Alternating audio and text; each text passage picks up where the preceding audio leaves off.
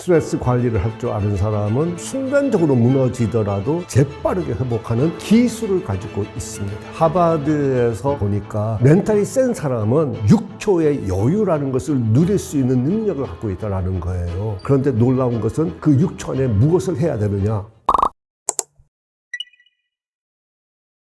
사람은 스트레스에 무너지게 되어 있어요. 멘탈이 센 사람은 빠르게 회복합니다. 스트레스에 약한 사람은 빨리 무너지기도 하지만 한번 무너지면은 그 무너진 상태가 오래 지속된다는 거예요. 이럴 때 우리가 가장 흔히 하는 것이 술로 모든 감각을 떨어뜨린다든지 SNS에 그냥 빠져 있다든지 게임에 빠져 있다든지 홈쇼핑을 한다든지 다음날 택배 오면 기분이 좋잖아요. 근데 이것은 다 의존성, 나 아닌 내 외부에 있는 요소들을 동원시켜서 일시적으로 그 스트레스 상황에서 도피하는 행동들이에요. 벗어나는 행동들이에요.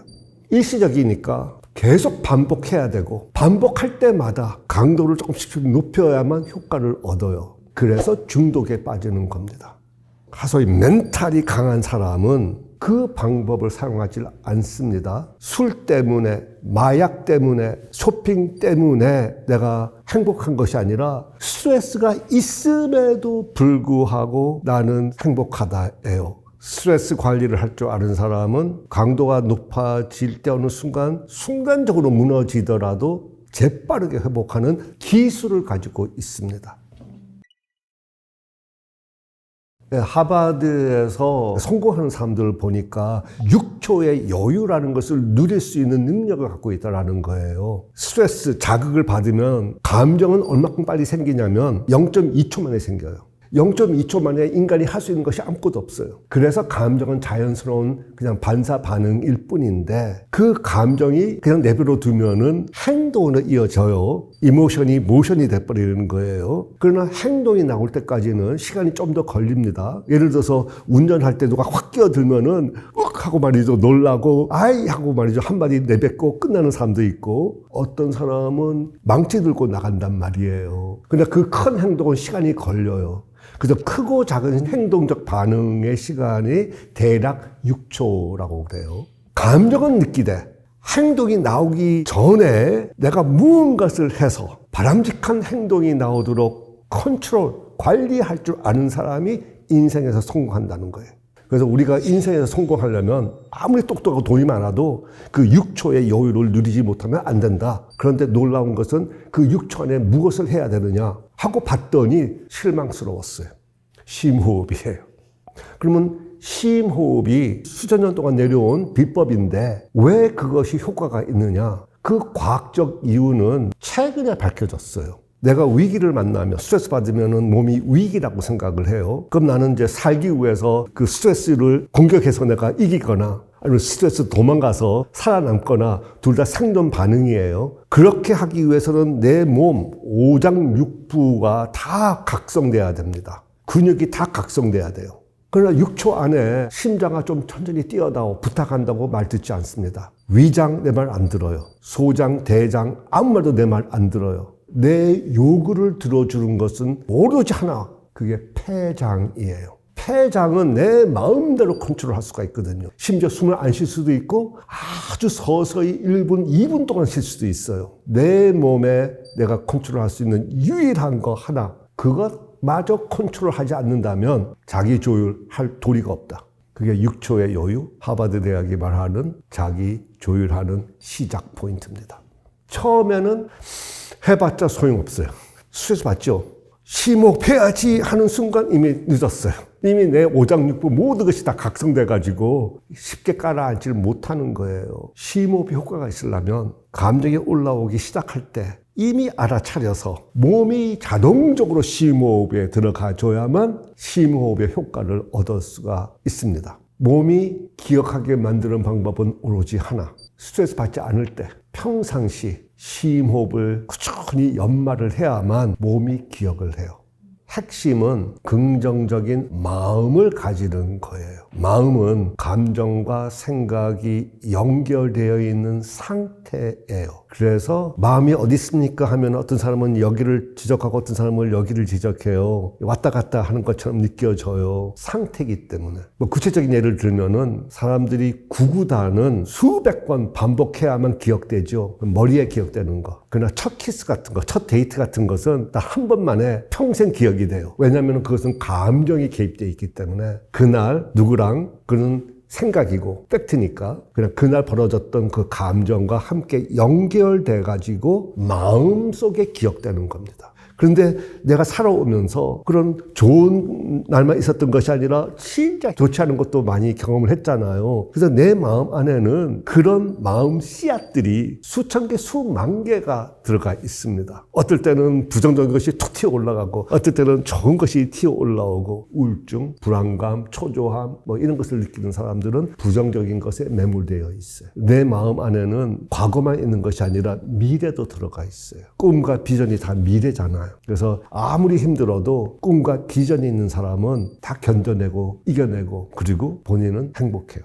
자존감과 자존심 두 단어의 차이를 아셔야 돼요. 둘 다 거의 비슷하죠. 달라요. 자존심은 그때 쓰는 존자는 존경할 때 쓰는 존자고 나를 존중하는 나의 마음이에요. 그러나 존중이라는 것은 타인이 나를 나쁘게 대하면은 그래서 자존심이 상한다는 말 쓰죠. 그래서 그거는 흔들리는 거예요. 내 마음이 이제 흔들리게 되어 있어요. 자존감은 존자가 존재할 때 쓸 때 존이에요. 나에 대한 감이에요. 이것은 타인과 무관하게 내 스스로 지니는 나의 존재에 대한 감이에요. 그것이 강해야 돼요. 자존심은 매 순간 타인의 평가에 의해서 흔들릴 수밖에 없는 거고 그래서 자존감을 튼튼하게 건강하게 가지면 주변에 어떤 사람이 나한테 뭘 하더라도 중심을 잡고 휘청거리지 않게 됩니다.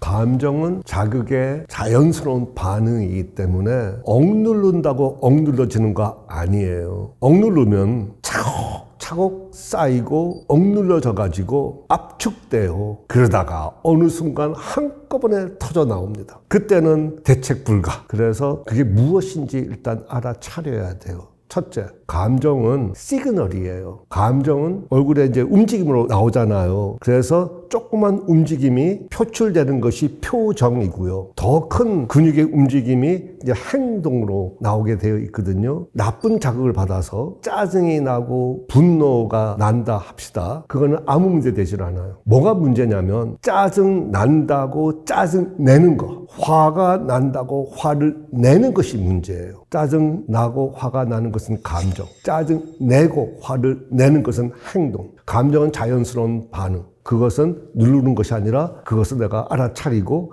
커지기 전에 소화시킬 수 있는 능력을 발휘하는 것이 중요하고 행동으로 이어지지 않도록 6초 안에 그리고 긍정적 감정을 불러일으켜서 부정적 감정이 사라지는 것이 아니라 긍정적 감정이 지배하도록 내가 만들어줘야 돼요. 너무나 많은 사람이 잘못된 전략을 써요. 부정적 감정은 나쁜 거니까 그냥 배제해야 된다. 아니에요. 긍정적 감정이 더 지배하도록 만드는 것이 방법입니다. 그래서 흔히 마음을 비워라. 비울 수 없는데 그걸 어떻게 비워요? 비우려 해도 안 되는 거예요. 그러면 마음을 단단히 먹어라? 먹어야 되는데 그러면 어떻게 먹어야 되는지 알려주지를 않고 있잖아요. 마음 먹는 방법도 딱 3가지로 요약을 할 수 있어요. 좋은 추억거리들 내가 계속해서 떠올리면 기분이 좋아지듯이 아무리 내가 힘들게 살아도 오늘부로 매일매일 좋은 추억거리를 만들어 나가야 돼요. 그게 바로 좋은 마음 먹기. 오늘부로 꿈을 가질 수가 있잖아요. 그것도 좋은 마음을 먹는 거예요. 비전을 갖는 것도 좋은 마음을 조금씩 먹는 거예요. 그것을 꾸준히 자주 조금씩 먹어야만 내 안에 있는 긍정적 조그만 마음씨들이 많아져서 아무리 나한테 트라우마가 있다 하더라도 이 긍정적인 것이 지배를 할 수가 있습니다.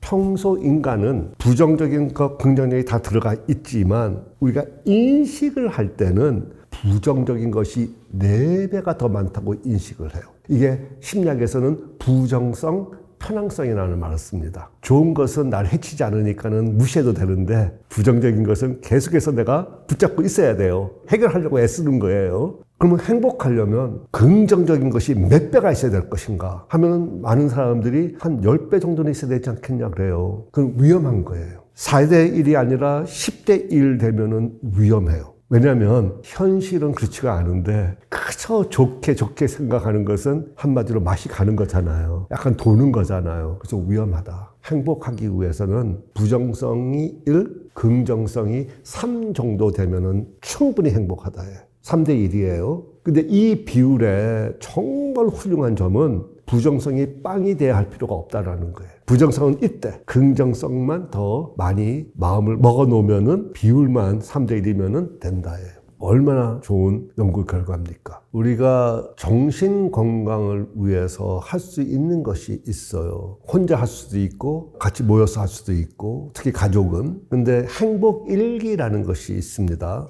오늘 좋았던 거, 좋지 않은 거지만 다행인 거, 고마운 거, 그리고 내가 오늘 기여한 바 이것을 그냥 매일 3분이면은 적을 수가 있어요. 근데 많은 사람들이 이것을 안 해요. 그리고 힘들어하고 괴로워하고 불행하다고 말을 해요. 우울하다고 하면서. 근데 그런 사람들 보면은 하루 꼬박 3분 양치질 하더라고요. 그러니까 그 사람한테는 치아 건강이 정신 건강보다 훨씬 중요하다는 뜻이잖아요. 같은 3분인데 양치질 3분은 어릴 때부터 훈련을 해서 습관이 되어 있잖아요. 정신 건강도 똑같이 3분 투자해서 얻어질 수 있는 결과물이다라는 거예요. 아무리 힘들고 어려워도 우리가 아무리 단 것을 먹고 이빨을 학대를 하더라도 관리를 매일 3분씩 하면은 그래도 건강을 챙길 수가 있듯이 우리의 삶이 정말로 많은 스트레스를 맞닥뜨려야 하는데 피할 도리가 없어요. 스트레스를 내릴 수가 없단 말이에요. 그래서 어차피 우리가 맞닥뜨려야 할 이 스트레스인데 3분 투자해서 건강을 지켜낼 수 있다라는 겁니다.